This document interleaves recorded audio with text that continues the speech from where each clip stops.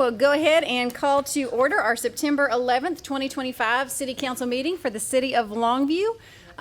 In recognition of 9/11, we have asked some of our wonderful first responders to come and lead our prayer and pledge. I would like to ask to step forward LPD Officer Ladarian Brown for the prayer and Longview Fire Lieutenant Trent Montgomery for the pledge. If you guys will come forward and everyone stand.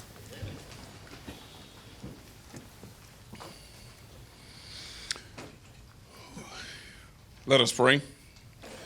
Most gracious, wise, and everlasting Father, we gather today as leaders, public servants, and as neighbors concerned about the well-being of Longview. In a time when our nation faces division, unrest, fear, and challenges, both seen and unseen, we ask for your presence among us, Lord. Please grant us a peace that calms anxiety, soothes tensions, and bridges gaps. Help us to remember that even when voices differ, we are bound together by our shared purpose to serve. Lord, tonight we ask that you would give these elected leaders and city leadership the wisdom to discern what is just, fair, and sustainable, the compassion to hear those who live and whose lives are most affected by their decisions, the courage to do what is right even when it is difficult, and the humility to admit error, listen, adapt, and grow. God, we pray for unity, not uniformity, but harmony in diversity, not silence of dissent, but respectful dialogue that leads towards understanding and betterment. Now, Lord, prior to leaving your throne of grace, we pray that we all remember the courage and sacrifice of those men and women who lost their lives on September 11, 2001. We honor the fallen, the first responders, the service members, and ordinary citizens who ran towards danger to save others. We lift up their families who still carry the weight of the burden of that ash-filled day. And may your comfort continue to sustain them. And we pray for your continued protection over those who serve today to defend the very freedoms that those on that day attempted to attack. It's in your Son, Jesus' name, we do pray. Amen. Amen. I pledge allegiance to the flag of the United States of America and to the republic for which it stands, one nation, under God, indivisible, with liberty and justice for all. Thank you guys so much. First on our presentation agenda is a presentation of proclamation recognizing October 7th, 2025 as National Night Out Day here in the city of Longview. I think I have representatives from Partners in Prevention and Longview Fire and PD, if you would come on up.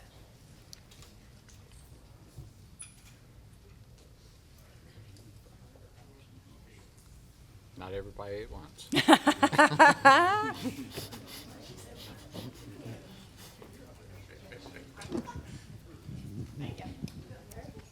We don't bite. No nip. Thank you. Thank you, thank you. Double duty. I like it. You may as well. Come on up. Come on up. Well, thank you guys so much for coming on up here. I want to just make sure that everybody here realizes National Night Out is happening Tuesday, October 7th.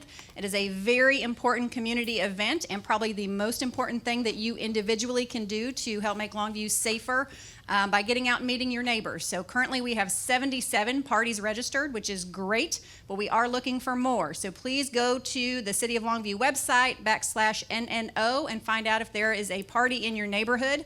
Attend that party on the 7th, and if there's not, please consider hosting one. This is how we get to know our neighbors, how we have a crime watch in our community, how we meet our city council members, our mayor, our fire, our police, the people that can help you when you have an issue. So please make sure and invest that time. It's incredibly important. It is now my honor by proclamation to recognize October 7th, 2025 as National Night Out Day in the city of Longview. National Night Out began in 1984 and is a unique crime, drug, and violence prevention program with participation in more than 17,000 communities from all 50 states. We will celebrate this here in Longview on Tuesday, October 7th, 2025. which provides an opportunity for Longview and Gregg County residents to participate in local gatherings, recognize their impact, and how their participation can have on reducing crime, drugs, and violence in our community. Now, therefore, I, as mayor of the city of Longview, do hereby proclaim October 7th as National Night Out Day in the city of Longview. Congratulations. I'll give you that back.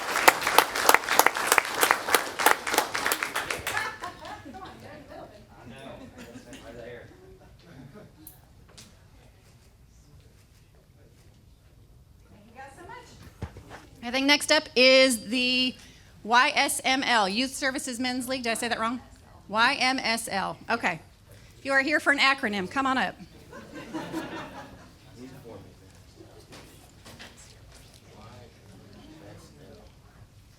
Any of you?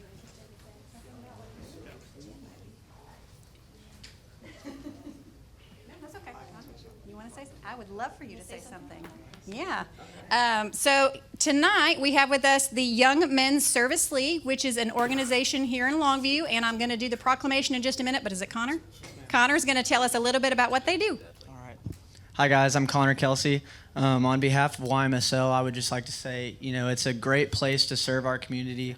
The goal of YMSL is for us students to get enough service hours, but also to enjoy working with our mothers and spending time with our mothers, getting closer in our relationships with our mothers, and because our desire to get to know our parents better will ultimately make us better, and just to improve our family situation. You're here. Good job, Connor. It is now my honor to declare September 6th, 2025 as the Young Men's Service League Day here in the city of Longview. This is a national nonprofit organization. Its members are moms and their teenage sons who volunteer together to serve their local communities. The Longview chapter has served approximately 7,594 hours since its founding in 2022. This year, YMSL Longview was selected by the national group to receive a grant from the 9/11 Day Youth Engagement Program funded by AmeriCorps to complete this year's Ultimate Gift project at Longview Community Ministries. The Ultimate Gift is an annual partnership with a philanthropic community that assists with a project that they would not otherwise be able to achieve without YMSL support. YMSL Longview Moms and Sons worked a total of 222 hours this past weekend at Longview Community Ministries, installing a French drain, painting exterior and interior facilities, and dedicating a bench to be used by LCM clients. That's amazing. Good job, guys, at a bus stop. Now, therefore, I, as mayor of the city of Longview, do hereby proclaim September 6, 2025 as Young Men's Service League Day here in the city of Longview. Congratulations.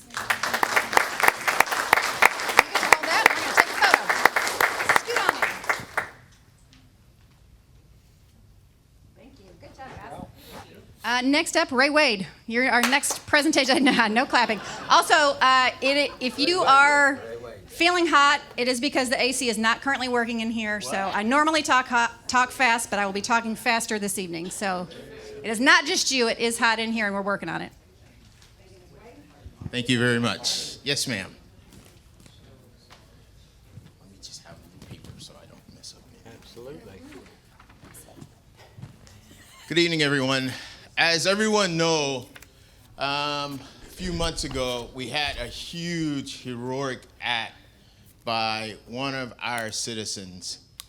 And once that happened, I received phone calls, the city received phone calls, and we had a local law firm that reached out, wanted to offer a great gift. But once again, this gives us an opportunity to recognize the heroism of Mr. Corey Street. Woo, woo. Corey Street, please come up.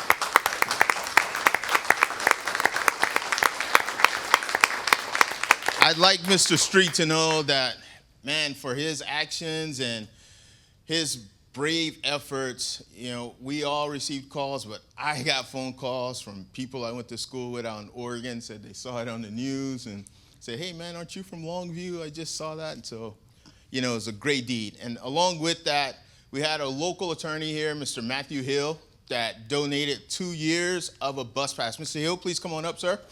Donated 2 years of a bus pass, free service. for Mr. Corey Street. I just wanted the two gentlemen to meet. And there's the bus pass there for Mr. Corey Street. There you go, sir. Yeah. Let's get him in the middle. All right.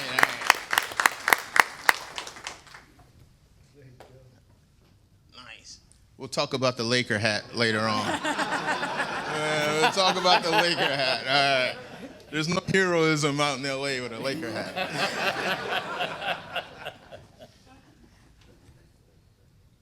Thank you. Mr. Street, thank you, sir.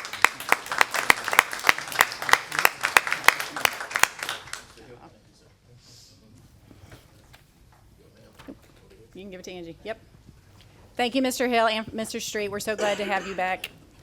Next on our agenda is citizen comment. I do have a couple of speaker cards. We will start with Jefflyn Tate. And just as you're walking up, I'll remind you that we changed our rules last time, so all you need to tell us is your name. If you'd like to identify your council person, feel free, but that's all you need to tell us. My name is Jefflyn Tate. My council person is not here today, but I just wanted to thank all of you for all the works that have been done on the streets like Fairmont and McCann and Estes Parkway, and the need for continued work on Spur 63 from Highway 80 to Fairmont. And I appreciate everything that you've done so far. Thank you. Yes, ma'am. Thank you so much for being here and for hosting a National Night Out party. Next speaker card is from Stan Orlando. That was close. Pretty close? Orlando. 85%. Very good, thank you. I'm a recent transplant from California, but I wasn't a Laker fan, so sorry. What can I say? Can we hear okay? Yes, sir. Today, I just wanted to also recognize and remember and honor those who lost their lives on 9/11.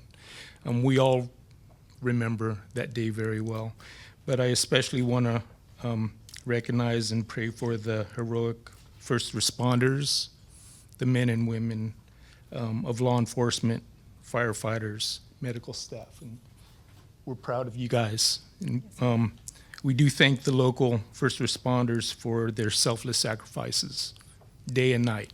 So, thank you guys, ladies and gentlemen. I also wanted to take a minute to remember and honor Charlie Kirk. A coward's bullet silenced an American hero, a father, a husband, but more importantly, a true believer and follower of Jesus Christ. He represented a young generation and spoke for those who couldn't speak for themselves, like the unborn, the youth, the innocent victims of crimes, and etc. He displayed honor, love, and patience to those who confronted him. I pray we as a city will recognize his contributions to our nation, to our state, and to our city, but more importantly, his impact on the next generation of young leaders should be recognized. And especially to the young men who were here earlier. They represent they look like a good group of gentlemen who are willing to serve. So may there be a bold generation of heroes like Charlie Kirk. And I just have a scripture to share. It's Isaiah 61:3. To grant to those who mourn in Zion, to give them a beautiful crown instead of ashes, the oil of gladness instead of mourning, the garment of praise instead of a faint spirit, that they may be called oaks of righteousness, the planting of the Lord, that he may be glorified. That's all. Thank you. Thank you, sir. I have no more speaker cards. Would anyone like to come up and speak and fill out a card after? Oh, I have two more? Okay. I saw Miss Brenda Woolward walk in. Yeah, come on. I'm ready for him. Come on. Come on up.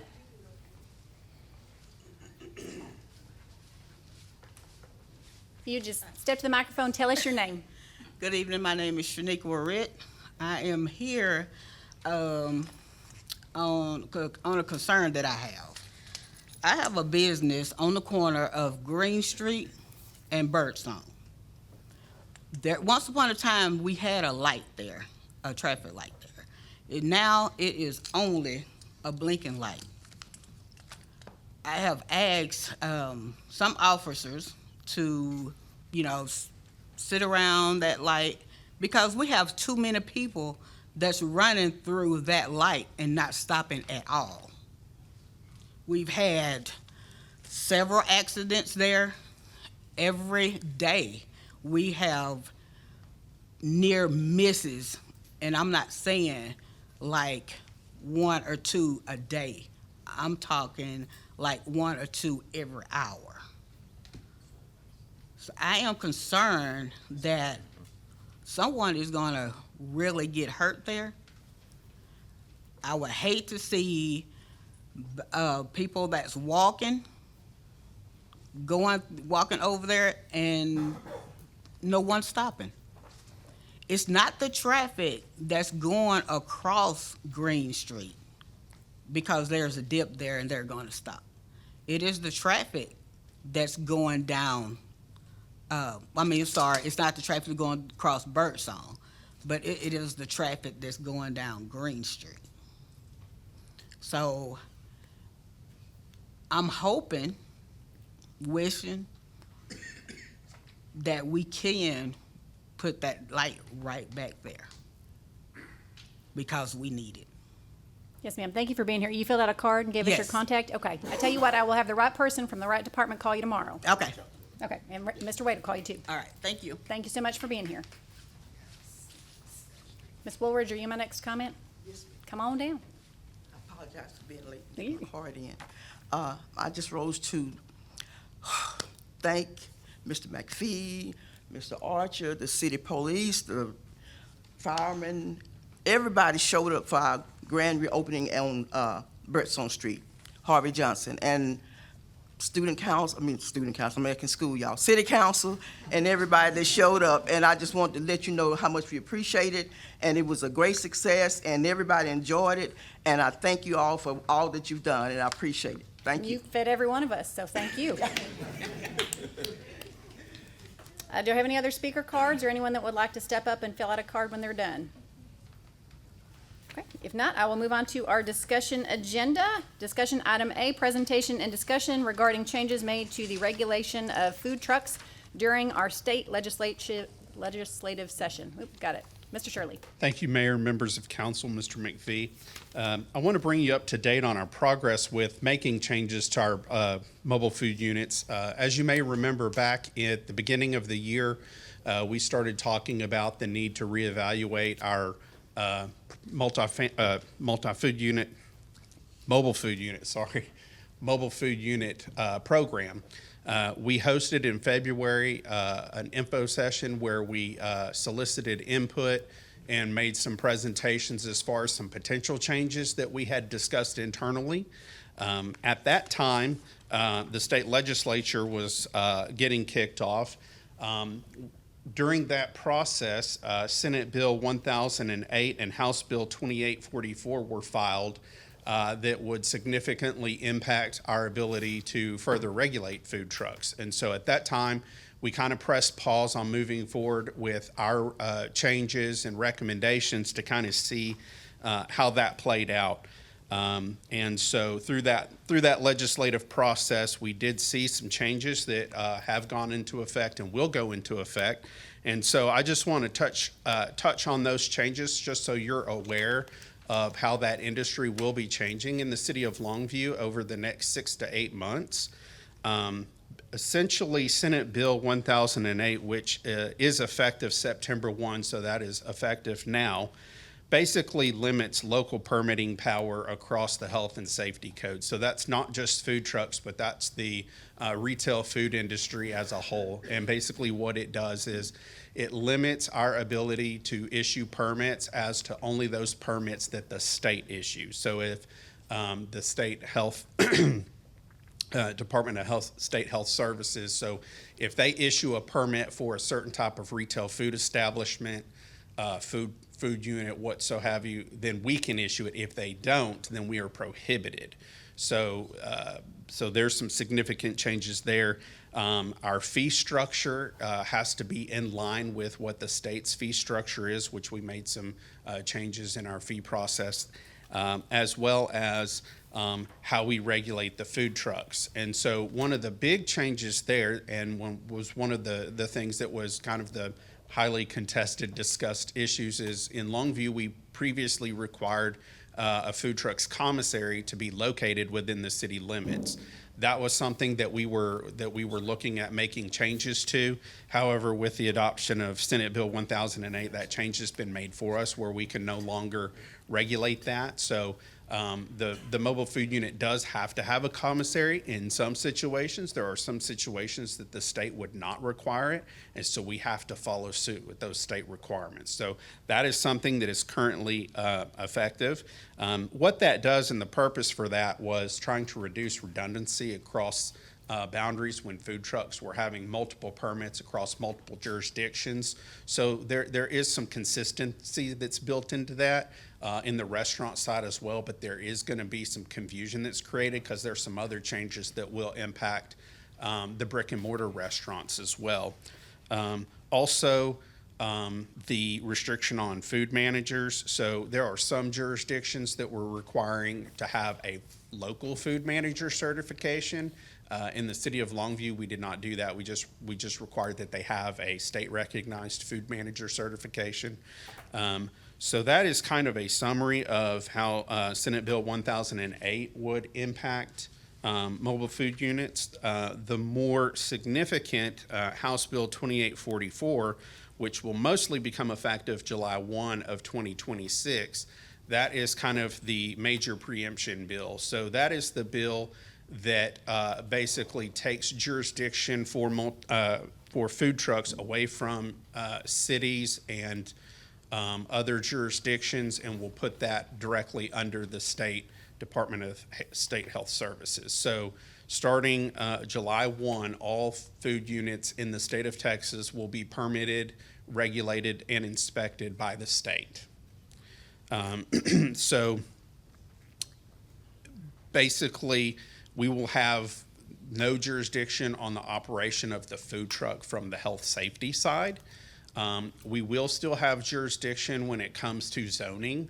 So as far as where they can operate and how they operate from the zoning side, like stating that they have to be in a certain zoning district, they have to be located on a paved surface and have certain amenities like that. There are some of those that we can still require. We can require them to follow our fire codes. However, we cannot require them to have an annual fire inspection from the city. If they have one from another entity, we have to honor that one. But still do have to require that they meet the fire code on the food trucks. And that's something that in the more current fire codes, there are specifically sections related to food trucks, being that being kind of a new category. The House bill does set up a program that would allow the state to enter into collective agreements with cities if the cities choose to do those inspections. And that is something that as they develop that program and those agreements, we'll monitor and bring back to determine if that's the best fit for our jurisdiction. The concerns we have about that is the reimbursements, because they haven't set the fees and reimbursements of what they would pay the cities to do that. With the cities not having any real authority, we would, if we got called out on a complaint or to do an inspection and there was non-compliant issues, we would have no authority to enforce the correction. We would have to forward that onto the state and rely on them. So it will create confusion for our citizens in enforcement, and also looking at standards where they're used to seeing that similar standard across brick and mortar and food trucks. Now it'll be inconsistent. Also, the state will maintain a state database of all the permitted food trucks where you can go and see if they're permitted, see what their scores are. They will be basically building a new program for that, where they will have to have better inspection processes, because right now the way that they grade their retail food establishments is a little bit different, and so they will be on like a ABC type grading system instead of a number score. And then they also have to have the proper commercial driver's licenses, et cetera. So, we'll still be able to coordinate with the state on if we do receive a complaint, we can review that, but we'll have little enforcement ability. So that's basically the bulk of it, is that our authority will be removed come July, but from now until July, we'll still be permitting and regulating them. But some of those rules and how we regulate them are changing to match how the state handles that. And we did host a meeting a couple of weeks ago where we presented that, and we'll be sending out information as far as renewals come up, and as there are questions, we'll help walk them through that, because a lot of that is still being vetted through the state associations and all as well. Would be happy to answer any questions that you may have. Yeah. If I understand correctly now, if a food truck goes for an event that's a public event, they pull a permit with us, and that will end July 1st, right? So if the food truck has a mobile food unit license with us, then they can operate under that. If they don't have one and they're from out of town and they don't have a commissary, then what they're doing, or previously, was operating under a special event permit. Come July, they'll have to have a mobile food unit permit from the state. Okay, but nothing from us. So come Nothing July 1st, from us. Yeah. And if they don't have that, and maybe they're not a mobile food unit, but they're a temporary food establishment, then we would still permit them as a temporary food establishment, and we would still have that authority. Some of the authorities that we're losing on the brick and mortar side is dealing with those that are like caterers. The state doesn't issue a caterer's license, so some of those that we have, we won't be issuing anymore. Do you know offhand Daycares and how many such. mobile food units we have in Longview that are? At any given time, we have anywhere from like 15 to 20, 25, somewhere there. Some, and that fluctuates between permitted and special event units, because there are some that only do special events. One of the other changes too, and previously we discussed where our department had limited the number of special events a temporary food vendor could do to like one every 30 days. There's nothing in the state requirements that restrict that, so that's something that is a change as well. So not necessarily mobile food unit, but temporary food, so. Okay. Any So questions that'll for make Mr. it more Shirley? flexible as Yeah. well. Go ahead, Mr. Wade. 2 questions. The first one is, so obtaining this license, it's applied for at the establishment of the business, and then it's good for, and I apologize if I missed that point, but is it valued for on a yearly basis, or? Yeah, so currently with the city, we'll issue a food permit, whether it be for brick and mortar or for a mobile food unit. Those are a 12-month. Those renew in January. And currently the state issues 2-year permits. Okay. But I think with this new program that they're going to create, that's probably going to have to change to an annual permit. So come July of 26, they'll have to obtain their mobile food permit directly from the state. Right, so then that would eliminate the special event permit, because. For some. Because you would really have to plan way in advance, obviously, to get a permit from the state if you're planning to attend and/or be used just for a special event, correct? Correct. Okay, second question, what department with the state regulates this? It's the Department of State Health Services, dishes. Thank you, sir. Anybody else? Questions, comments? Thank you, Mr. Shirley. Thank you. Appreciate the update. Next on our discussion is presentation and discussion regarding street pavement management investment. Mr. Dwayne Archer. Mayor, members of council, Mr. McPhee, good evening. There's been an increased focus on our roadway network lately, and we're very thankful for the citizens. They've come out, they've reported it in different ways, and telling us where they see roadways that need to be repaired, so we're very thankful for that. We've been tasked with a recommendation for $2 million. How would Public Works spend that $2 million to help that network? Our goal is to maximize the values of these funds by extending the pavement life, improving the drivability, and reducing long-term maintenance. As you know, our current overlay budget is $2 million each year. So this would actually give us an additional $2 million for the overlay budget for the next year. After looking at our pavement management model, Public Works proposes to resurface approximately 14 lane miles on 6 priority collectors. These were selected based on our pavement conditions, the traffic volume, and community benefit. So let me go over those. So Jordan Valley Road from Harrison Road to Fisher Road, Sabine from Moore Street to FM 1845, Young from Clover Lane to MLK Boulevard, 4th Street from Walnut Hill to Eden Drive, Heritage Boulevard from Gilmer Road to Canterbury Boulevard, and H.G. Mosley from Gilmer Road to Bill Owens Parkway.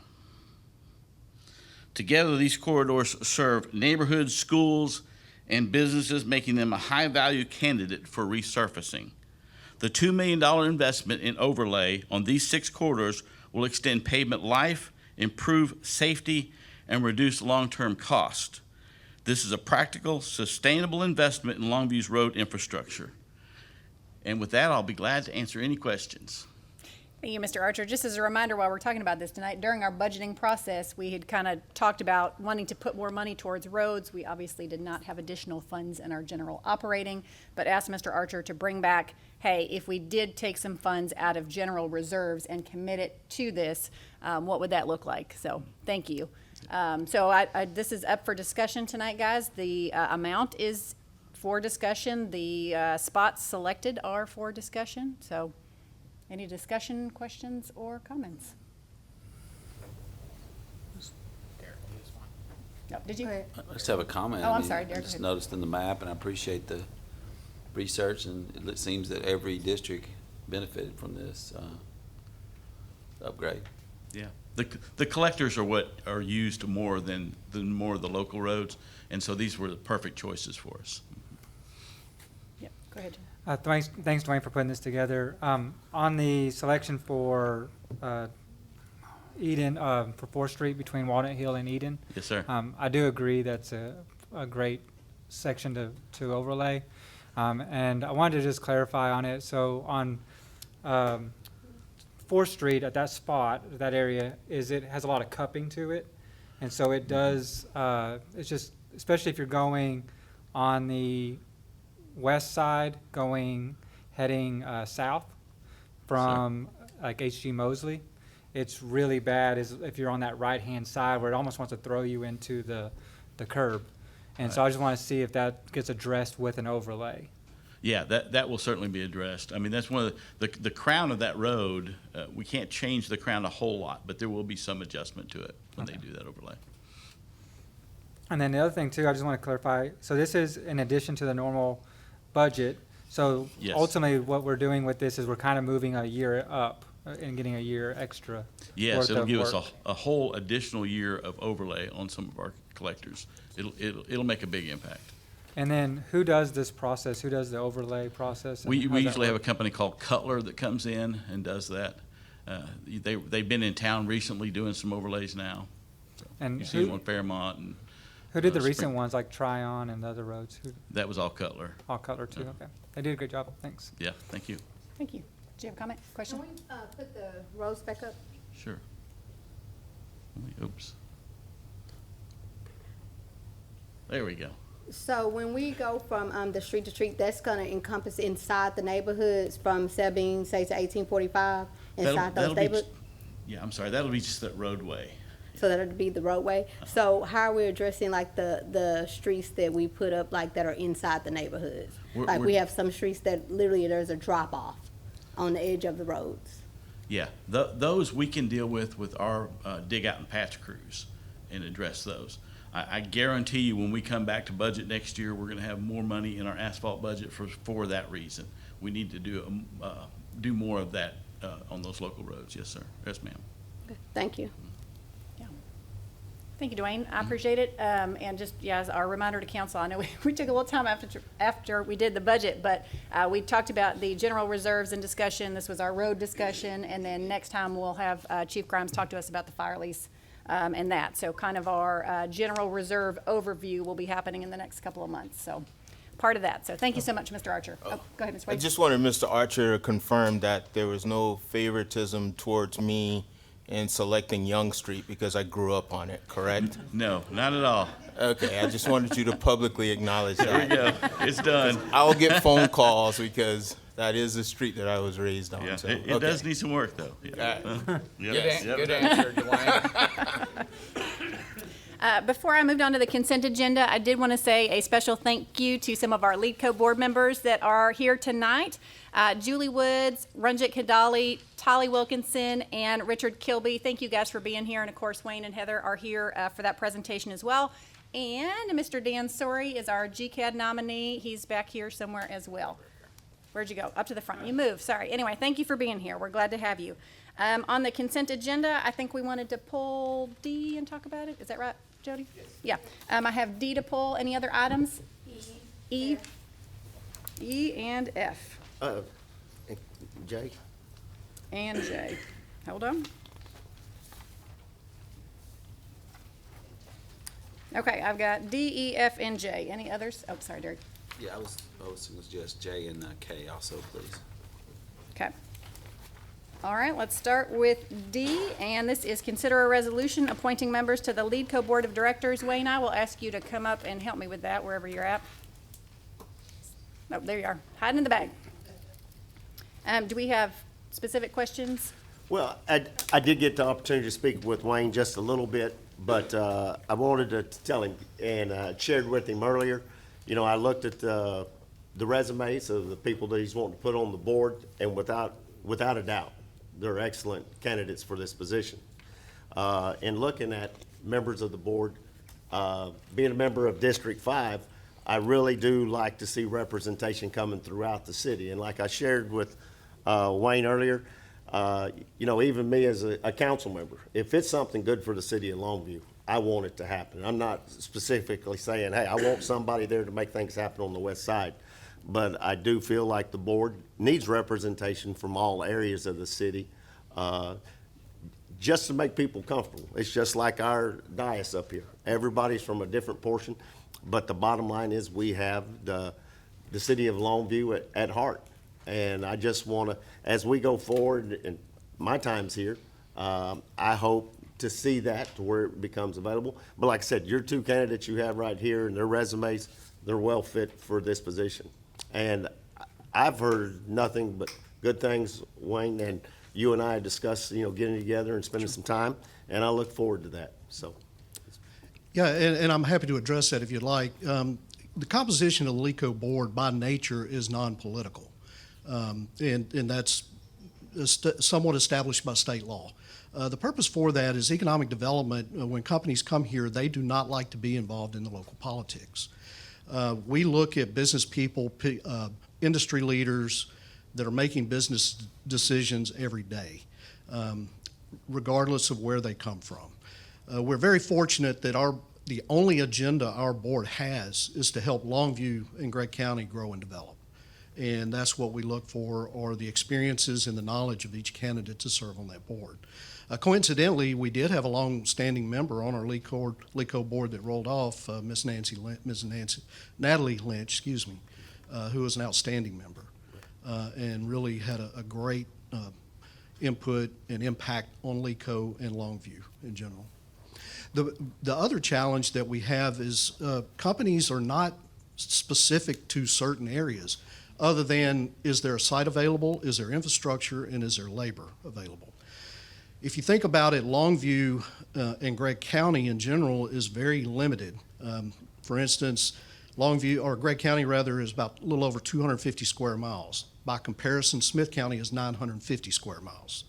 So the locations of companies becomes very limited. And then when you throw in the fact that the west and southwest portion of our city is eaten up by the Sabine River, it makes it even more limited. That was, I think, one of the reasons the foresight was back in 2007 to purchase the land at the North Business Park, which has proved beneficial for the community. So what we try to do when we bring companies here is provide them options.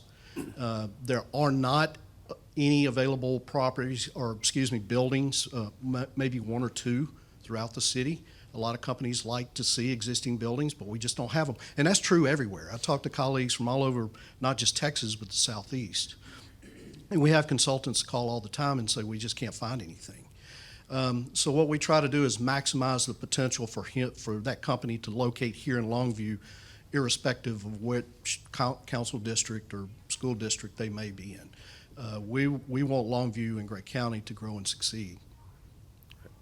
And we talked about that. We've got several businesses that have come in that's expanded and growing. The revenues to the city is important. We briefly talked about that, but I appreciate that. I wanted to voice that concern. Sure. Because I know I've got some people in my area that they don't view it as non-political. Right. It does become political at a glance. Yeah, and I understand. I mean, the very nature of a city council is political, and understand. But I think the success of LEDCO is due to the fact that we're a non-political board. And I will give to Wayne's credit. If I see somebody that I think is a good LEDCO potential board member, I'll ask for the resume, I'll send it to Wayne, he will have lunch with them, kind of vet that out. So if anybody has good options or runs into anybody, Wayne is always interested in finding good board members. So absolutely. I don't think you've picked anybody that I've suggested yet, but I won't take that personally. But yeah, go ahead. Mr. Mansfield, thank you for being here. On our LEDCO board right now, how many seats do you have open, and or how many people? I guess you mentioned it, those that are rolling off. Right. Do you mind updating me on that? Yeah, so our composition being a Type A corporation, we have to have 5 voting members. And some years back, the city voted to have 5 additional ex officio or non-voting members. And the way the terms are staggered, and they're all term limited. Voting members are, by state law, are term limited to 6 years. It could be 2 3-year terms, 3 2-year term, or 2 3-year terms, ever how the local community decides to address its composition. Non-voting members serve 2 2-year terms, so 4 years total for non-voting, 6 years. But the way the terms are staggered, when voting members roll off, we try to roll the non-voting members into that, so you're not retraining a whole new group of board members. And it makes it seamless. It keeps the continuity. Right now, yes, we do have 2 openings, 2 voting position openings. So the recommendation was to move 2 of the non-voting members into those roles, which would then open up 2 non-voting positions. Thank you. Any other questions, comments? Oh, go ahead. Yes. So what would you say are some of the qualifications for your board? Well, I can just, for example, the qualifications of our existing board, we have 1 member, 2 members actually engaged in the oil and gas business. Also, Richard here works for R. Lacey, but he also manages their portfolio. So the business expertise that he brings as we're making business decisions is paramount. It's incredible. We have a voting member who owns a surveying company. He's probably walked every square inch of Gregg County. We have a board member who's in real estate and land development. We have a board member who owns an environmental consulting firm. We have a board member involved in logistics. All of these components put into the gumbo, so to speak, help us discern, discuss, and make the best possible decision for a company to locate here and for the incentives that we may apply to that project. Okay. And how often do you request resumes for those? Generally, when we see that we try to have a conversation with potential candidates early on. But like I said, these positions are there for 6 years for voting and 4 years for non-voting. I believe the way our composition is now, we will have 2 voting members roll off and move 2 non-voting members into those roles next year. Okay, thank you. Go ahead, Jack. Go ahead, sorry. Thank you for being here, Mr. Manfield. You said the word non-political a few times. Can you just kind of briefly, especially with this temperature in here, we're going to go suggested briefly, kind of just explain to us the selection process, how the timeline that it takes, and Yeah, request for well, as I mentioned, we meet with a lot of different companies, locally owned companies, business leaders, and ascertain whether that's a potentially good fit that can make that type of business decision for the benefit of Longview. And time frame, it just depends on when those positions are coming open, and we try to act early enough that we can vet that out and make sure it is a good fit. Over the years, I can tell you there have been instances where we've had potential candidates, but after one discussion with them, you can tell very quickly that the mindset's not there. And how often do you, this board, how often do your board of directors meet? Once a month. On average, occasionally we will not meet if there's no vote necessary and we don't have anything to present to the board. That happens maybe once or twice a year. But on average, once a month. Thank you for your time. Yes, sir. Thank you. Anybody else?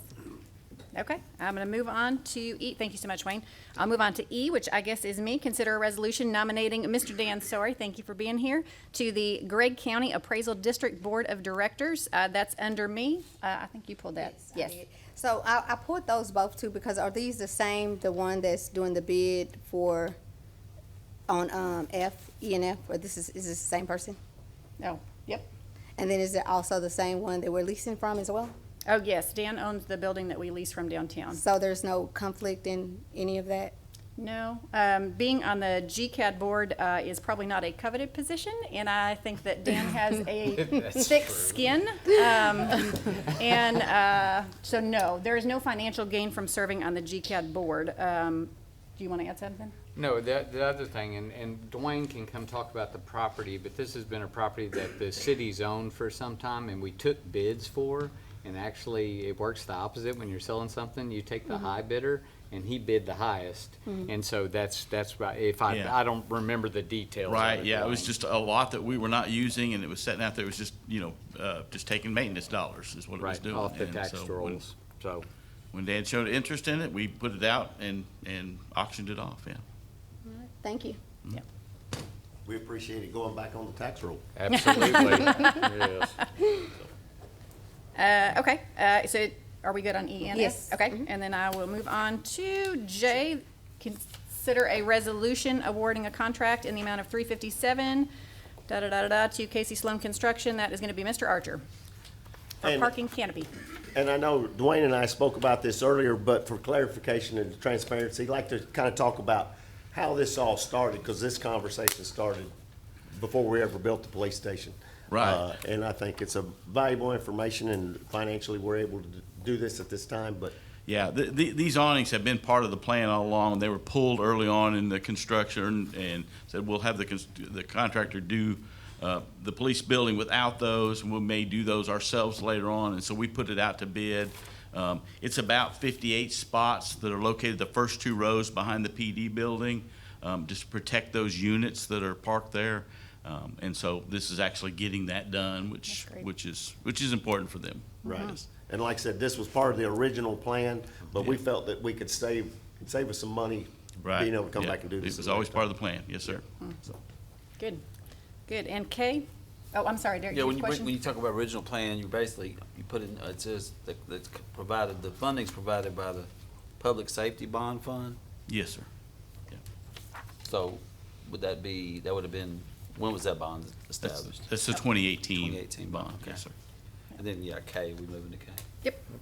Yeah, I was just gonna get clarification on K with the size of that investment, and then, talk about the funding, where that happened. Generator installations.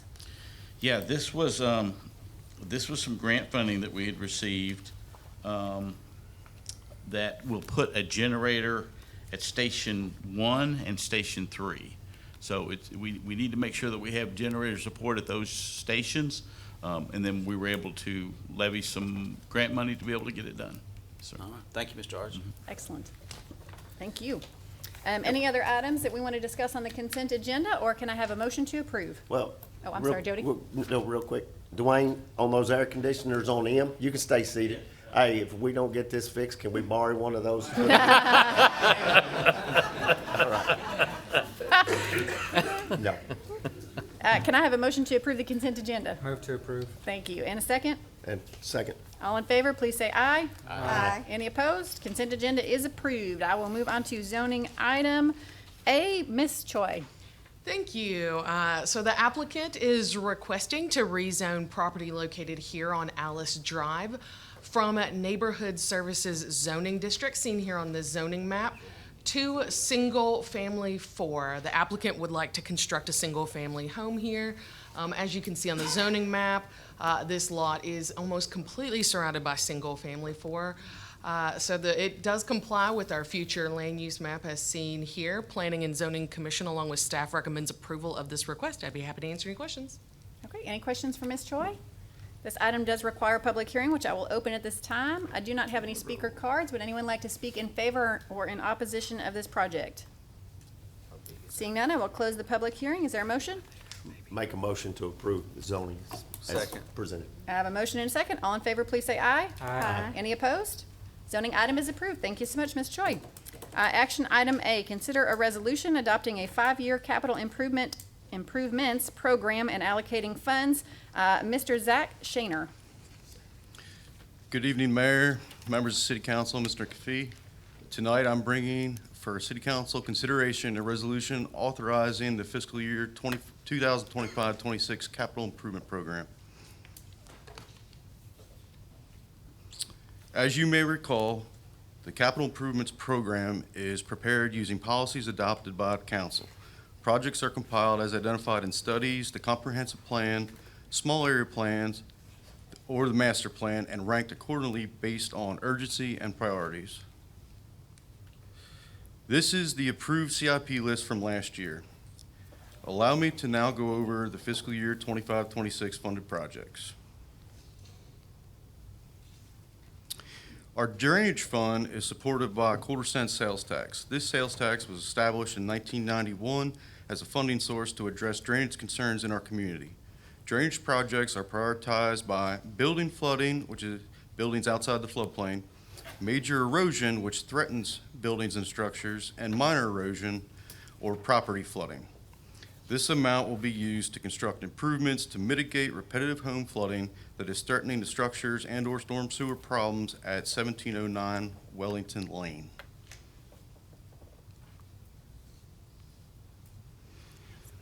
The proposed wastewater improvement project will replace sewer lines in disrepair along Melba Street, Jonquil Drive, 13th Street, and Maladin Drive. The water improvement project will replace the ozone generator at the Lake of the Pines treatment plant. This equipment is necessary for disinfecting our water. The current generator is beyond its service life. Very important to me. The next project is our Outdoor Links automated lighting and gate access control system. This is at both Lear Park and Spring Hill Park. These improvements are expected to save overtime cost for the Parks and Recreation Department. Last slide represents the approved CIP list for the fiscal year 25-26 budget. In total, these 4 projects total $4.3 million. And with that, I'd be glad to answer any questions. Go ahead, Mr. Newstead. Does Hensley Park have the automation? No.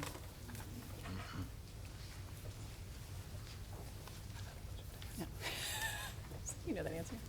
Fair enough. No, sir. Hensley does not. And Lear and Spring Hill were chosen for this because we're using hot funds. So in order to use those hot funds, we have to use them at a facility where we regularly host tournaments from out-of-town personnel or people. Okay, so Hensley would not qualify in the use of those funds? No, sir, it wouldn't. All right. Thank you, Mr. Albertson. I'm sorry to hear that. But Any additional questions? Any questions for Zach? Just to clarify, all of the funds are from other funds, not from our general reserves and not from our operating budget. These are all paid for from Yes, the other ma'am. funds. Yes, Perfect. Thank you, Zach. Good job. I Thank suppose you. I need a motion to approve those items. Motion to approve. Thank Second. you. In a second. All in favor, please say aye. Aye. Any opposed? CIP list is approved. Well done. Action item B, consider a resolution approving the LEDCO 25-26 budget. Mr. Wayne Mansfield, come on up. Back again, right? Back again. Well, I'd say back in the good old days, Mayor Mack would give me 8 minutes to present the budget, and given the fact that we have no air conditioner, I'll try to make it quicker. I think you are very important. You can take the time that you need. Yeah, we're excited to present our budget here. Overall, the budget is pretty much the same as last year. We've had a great year with some recent announcements. We're working on a couple of things right now that hopefully we're getting closer to bringing them to Longview. Quickly go through our budget. Proposals generated 31, site visits 7. That's a pretty good number for a secondary market like Longview. It's hard to compete with the Dallases and Austins that are getting hundreds because that's where people tend to want to be. So we have to be extremely competitive. And I can tell you, and I'll give you one example, how competitive economic development is for any given community. There are over 3,500 economic development entities in the U.S., and we're all chasing one project. Any community has less than a 0.01% chance of landing a project any given year. Odds are not good. We were very competitive and finished second to a major aerospace project here recently, over $1 billion in capital investment. They chose Florida. Even though the consultant, we were tops in everything except Florida in the local community gave them a 50% or 50-year, 100% full abatement, including school taxes. Now, Mr. Connolly, Can't fight that. I think that would be hard for me to sell to Pine Tree for 100% abatement. And no, we don't have a mechanism to do that in Texas. But that's just one example of how competitive the world. So for us to have these types of proposals and site visits is really good for Longview. 29 projects we're working on, 9 are active, and as I mentioned, hopefully we're getting closer to having them make Longview their final site.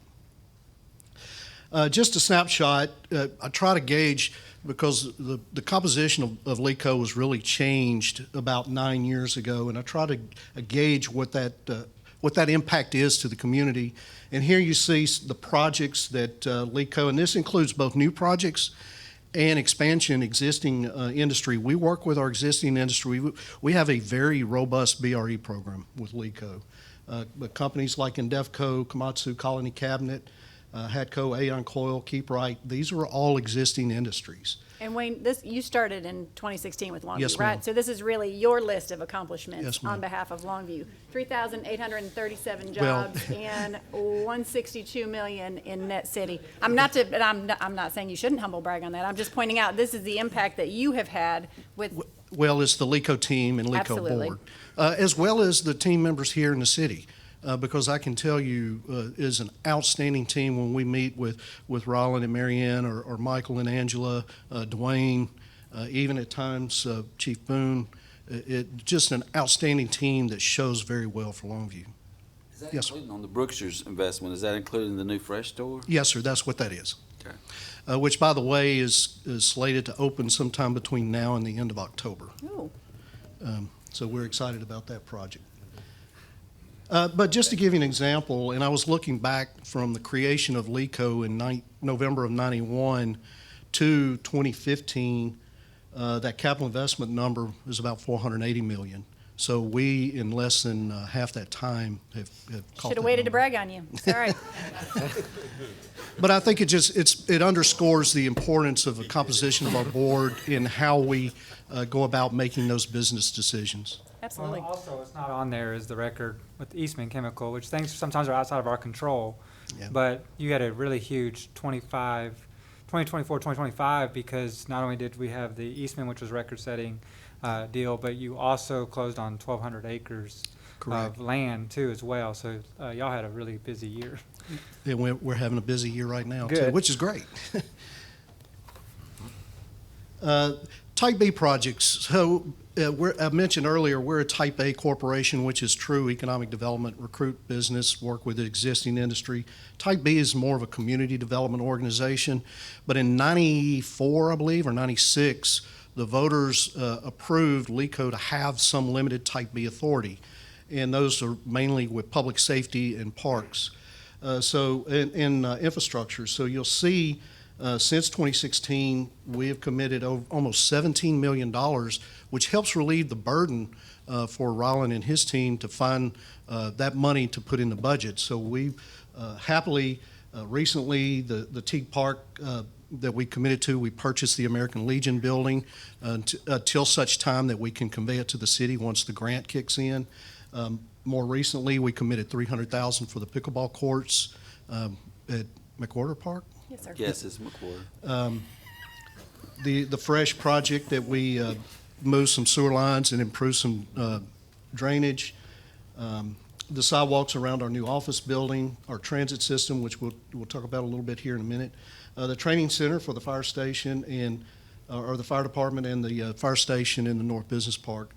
But we continue communicate with Rollin, how can we continue to assist with these Type B projects that will help relieve the burden and let y'all short funds for road paving or sewer improvements or whatever else is needed. I was just going to thank for the pickleball courts, and to me, it's more than a B. It could be a B plus or A minus project. But appreciate the generosity. Well, the Trails project is probably one of our favorite. That was one of the first ones we did when I came here. We had about $4 to $5 million in debt from a previous bond issue that paid for the infrastructure in the North Business Park back in 2007. We reissued that debt and added some additional that we were able to build out the trail system in conjunction also with a state grant. And that has been an amazing amenity that has actually helped bring industry here. But like I said, we'll continue to work with Rollin and Marianne and look at what other Type B projects that we can contribute to moving forward. So into our budget, you'll see I have a comparison of last year versus what our budget is for this year. Our sales tax revenue is pretty much the same, but we do draw revenue, interest revenue from our money market account, and I intentionally put this number conservative. We actually probably bring in about $400,000 to $500,000 in interest revenue. I intentionally keep it a little bit low in case there is a shortfall in the sales tax over the year and that we're not going over budget. But we do have other revenue. When we purchased the land, John, you mentioned, that came with a grazing lease. So we do receive a little over $10,000 a year for the grazing lease. So with that $8.1 million, how we intend to spend it? With our industry, this includes our marketing efforts, primarily, and then our retail. We cannot incentivize retail, but we do market for retail. We do have a person in our office that attends the retail trade shows, meeting with developers. Again, Longview being a secondary market, it's hard for them to understand if you're not out there in front of them. Talent, that number has decreased mainly because we have transferred the Work Keys program to Kilgore College. We felt that was better served for them, that could benefit the entire community. Eastman Chemical is the primary beneficiary of that, and it's an outstanding program, but it did free us up for a little bit of money to move throughout the budget. What was that program called? Work Keys. Spell it. Work Keys. Oh, it's okay. It's Yeah. like keys. Okay. Yeah, it's administered by ACT, the same college admissions test. It's under that same footprint. Okay. Couldn't. And then He couldn't spell it either. No, okay. that old miseducation, right, Ron? See, I've even broke the machine.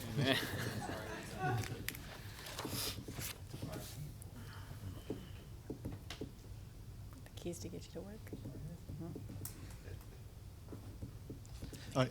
Projects, that is the transit system. Here again, here's an example. And again, this is allowed by state law where we can contribute funds for the public transit system. That request went up from $300 to $350 this year. We feel that that's a very important part of Longview. It helps people get to work, helps people get to health care, get to retail. So we were excited to be able to participate with that. And then our G&A, personnel and benefits, we did go up slightly. That's the main reason is there because we added a new position. We had an individual in the office who was doing both the workforce development and business retention. We had a young lady that graduated with a degree, and I split that responsibility up, and she took over the BRE, and Tim is doing the workforce development. That number also mirrors the increases that the city council approved for city employees. So that's the reason for that increase. Office expenses, I bumped up a little bit, mainly due to the inflation. Insurance, that is our liability insurance. Professional services, that is our legal and audit and accounting. We do have a third-party accountant that reviews or pays our bills, reviews our budget. I meet with her quarterly. And then also they review our performance agreements to ensure compliance. Our business park, we now have 3 business parks. Fortunately, one of them we don't have to put a lot of maintenance money in because there are cows grazing it. But the other 2 we do have to constantly mow and unfortunately remove trash. I don't understand why people feel the need to throw their trash outside their car, but unfortunately they do. And also we pay for the lights at the entrances. Next is our debt service. We did take out a loan to purchase that land. That is our yearly payment. And then the debt service for the bonds for the trails you'll see there. And then for our non-fixed assets, we kept the same $25,000. That's where we purchased chairs or computers, whatever's needed. We have like a 5-year rotation on 2 or 3 computers each year for our office to keep them new and operable. And then our real property site plan, oftentimes when we get RFIs or requests for information in or proposals, we will work with a local engineer to try to be more proactive and pay to have a site plan laid out so when that prospect comes, they can see that they could put their 200,000 square foot building on that parcel and it has adequate parking and that there is water and sewer and gas there. So that's part of that. Or if occasionally we have to do phase 1 environmental analysis on our property, so that's where those expenses come from. So we do have really a second budget. Oh, excuse me, before we finish here. Scheduled incentive payments, those are what we pay out, what we're obligated to pay out for the year for performance agreements that we have with existing industries like Aon Coil, for example. The recent one we just announced with Flanders, and so on. So that leaves us right at $3 million left that we can allocate for this coming year's economic development projects. Anything above the 8.1 million, and that number right there, that 2.9 is the one affected. If we landed another gap type project, we would probably have to come in and ask for a budget amendment.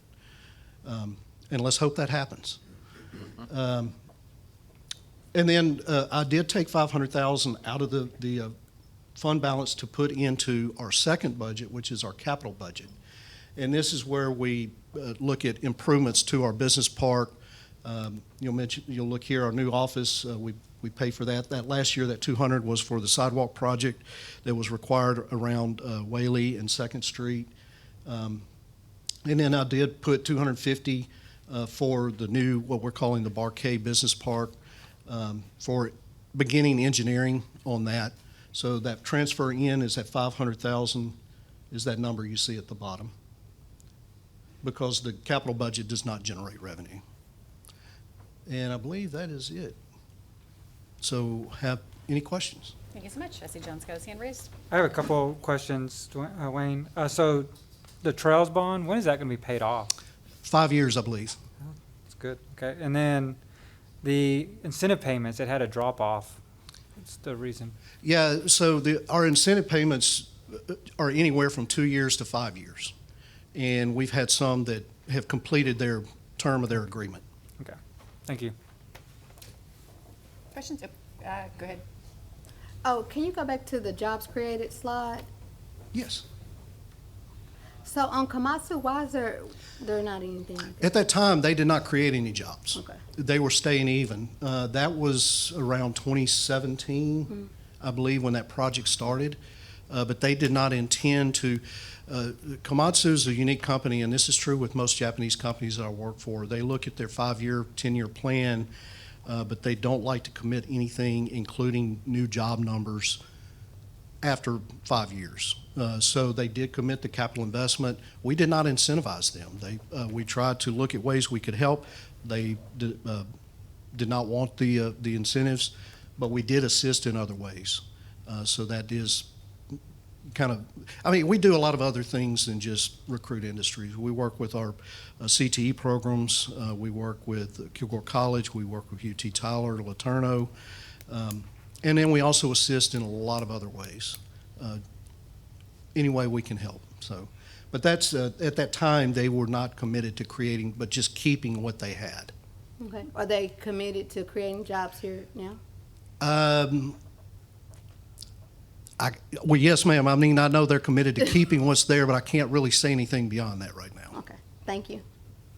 Okay, Derek. Yeah, so you, with the $8.1 million proposed budget, 25-26, comparing that to 7.8 from 24-25, can you kind of give us a time, like, has the budget increased with these projects through time, and is that the history, is that pretty typical of what your LEDCO budget has been? It's been pretty steady with a slight increase over the past 3 years, but it is increased since 2016. I believe I was looking at it earlier. The 2015-16 budget was around $4 to $5 million, a little less than $5 million. And what do you attribute that increase? The growth. The growth? I think driving down the loop on Saturday afternoon. I mean, it's, the growth. When you look, and I can show you from the Federal Reserve, the employment numbers have increased dramatically for the Longview MSA.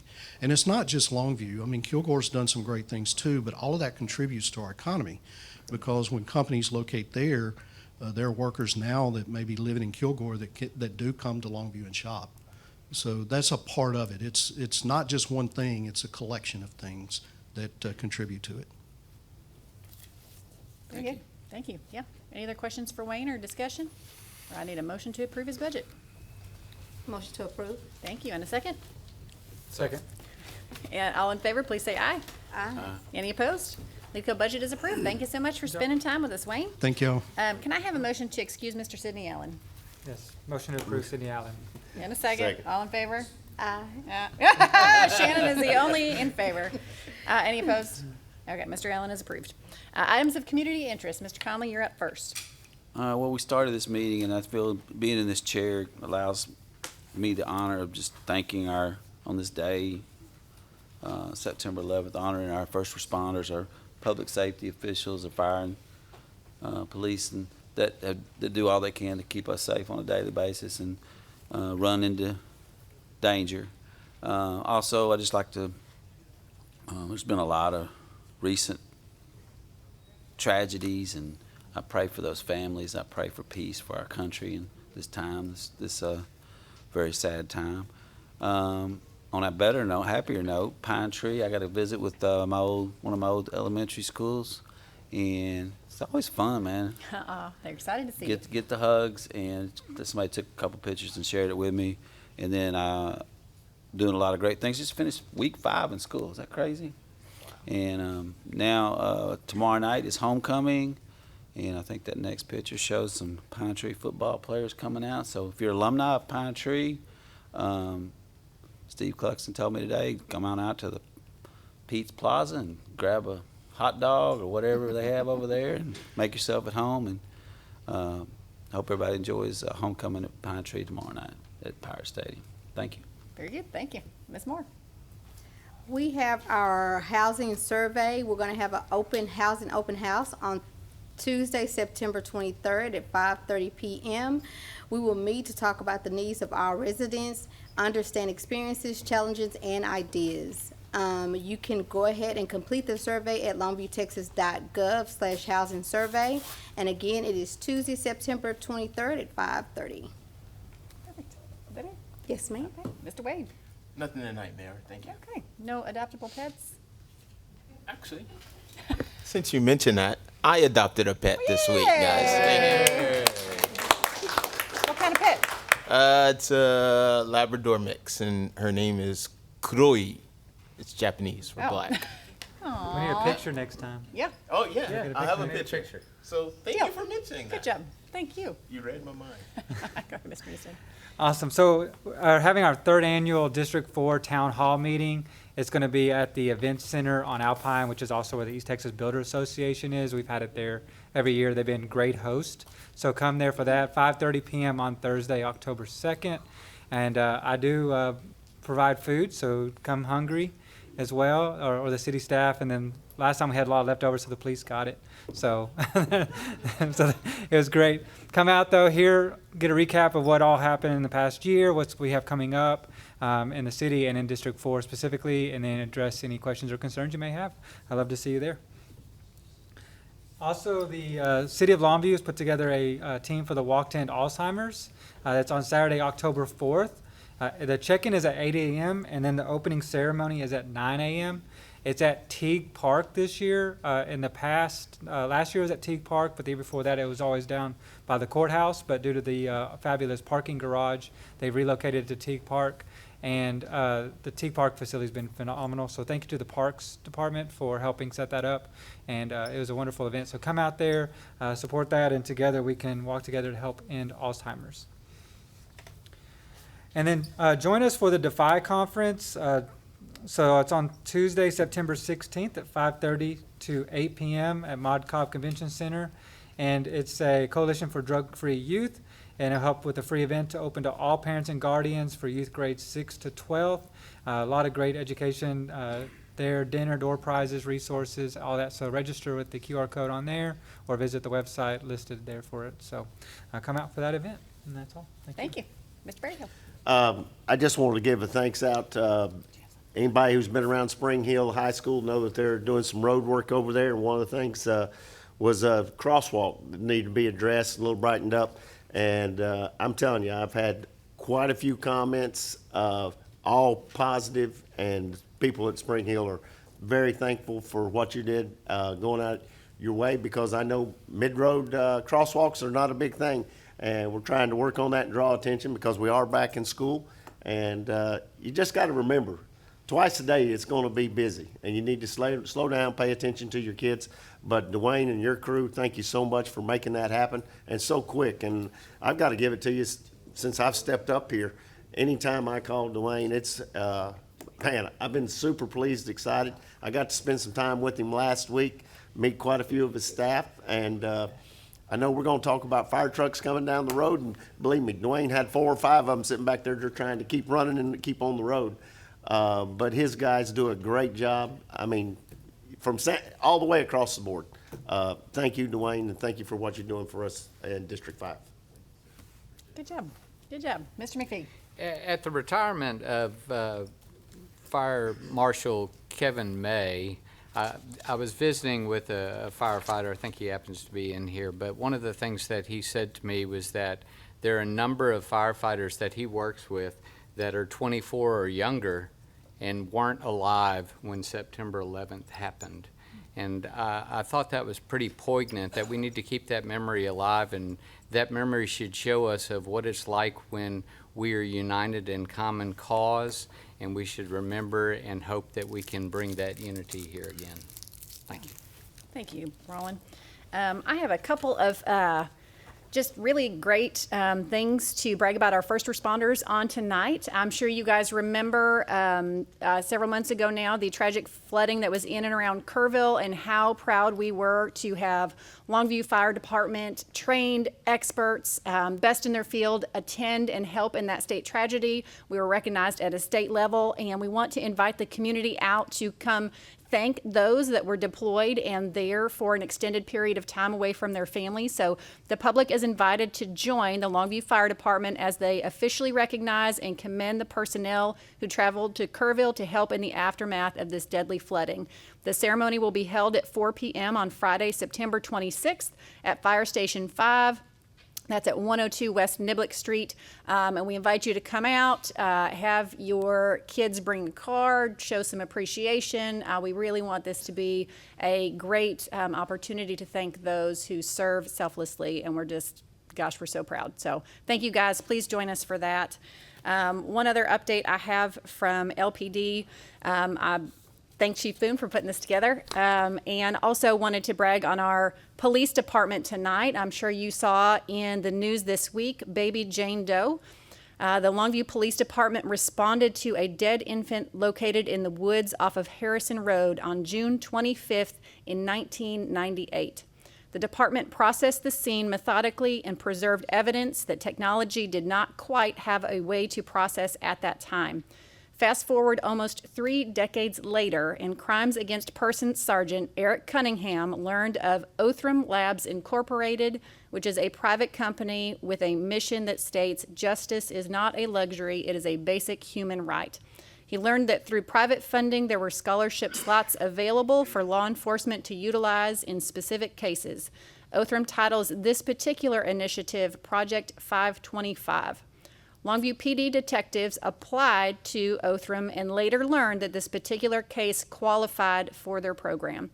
After sifting through the evidence and several weeks of correspondence between Longview PD and Othram, detectives were able to deliver specific physical evidence to the lab in May of this year from 1998. On September 9th, 2025, Sergeant Cunningham received an email stating that the lab had sent results with a possible identity of the parent of the deceased infant. The investigative leads provided both paternal and maternal results of the suspected person dating back to the 1820s, as well as an ethnicity breakdown for the DNA. In both the paternal and maternal familial diagrams, it led to the same person on both genetic networks. With this information, Longview police detectives obtained a search warrant for the suspected person's DNA. When serving the evidentiary warrant on August 9th, the detectives had a conversation with the suspect, Misty Mitchell. Mitchell admitted that she knew about the murder and admitted that she was indeed the mother of this child. Ms. Mitchell was placed in custody for capital murder at this time. Again, we would like to thank and honor the professionalism and the work of the officers and detectives from 1998. We are thankful to have people like Sergeant Eric Cunningham and our team of detectives that are always looking for opportunities to be finders of fact so that justice may be served. And we are thankful that funding and companies such as Othram exist to allow justice and technology to intersect. Cases may sometimes become cold, but they are never forgotten. So Chief Boone, I just want to celebrate you and the work of the police department. It would have been easy not to have gone out of your way to have solved that, and I am just so proud of Longview PD.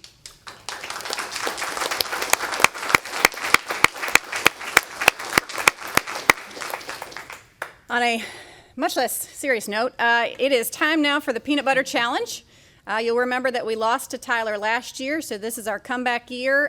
Please bring your peanut butter donations. They benefit the East Texas Food Bank here in Longview that serves over 1,000 families a month here in the Longview area.